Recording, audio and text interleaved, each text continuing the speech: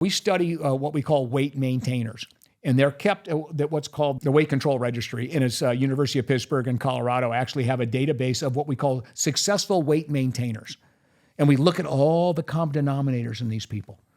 And that means that to be there, to qualify, you have to have lost 30 pounds or more and kept it off for at least 5 years. And then there's categories. People lost 100 pounds or more and kept it off for 20 years, all these categories. And we interview all these people and find out what is it that helped them stay on the diet. Yeah. And why were they successful finally? Because these were all weight cyclers. Yeah. They finally got successful. And guess what the number one reason for being successful was, for being finally? The number one, it's called the trigger event. I think I know. Divorce. Far and away, it was the best reason for someone to stick to a diet. And again, I guess Freud was right. He always said every decision a human being makes is food, territory, or mate. Every decision they make. It's all based in that, okay? And so I guess he's right. So anyway, the point is, it's something motivating. In other words, even a triple bypass wasn't motivating enough for people to stick with it.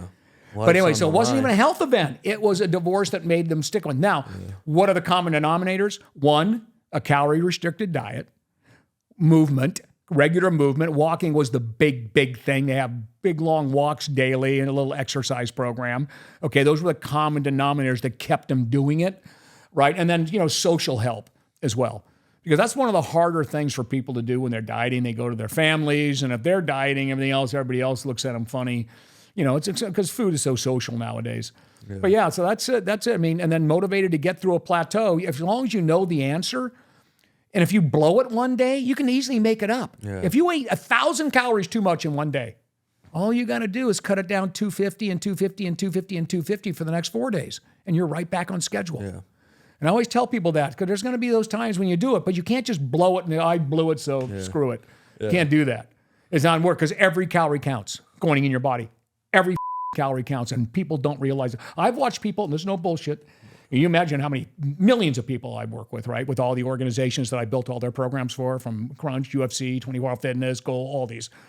So they would be perfectly following a diet. And of course, you never know if they're telling the truth, but if you look at their logs and all that, perfectly following a diet, you're measuring them every week, everything's going good. They come in 1 week later and everything's wrong, okay? And all they've got to do, remember, if you were in a 500 calorie deficit and you lost 3 pounds in 1 week, all you've got to do is eat about 6,000 calories too much in a couple days, and you wipe out 1 month of dieting. Yeah. It's crazy. And it's that simple. People don't realize, I'll just go ahead and keep eating. No, every calorie counts going forward. Yeah.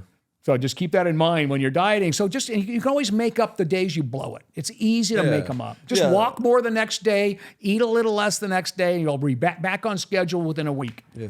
Without punishing yourself. Right. The temple doesn't crumble overnight. No, you can allow it. Yeah, if absolutely. You just keep, if you don't. And trust me, I've eaten 10,000 calories in one day before eating drink. Easy. Yeah, easily. I wipe out 2 months of dieting. Yeah.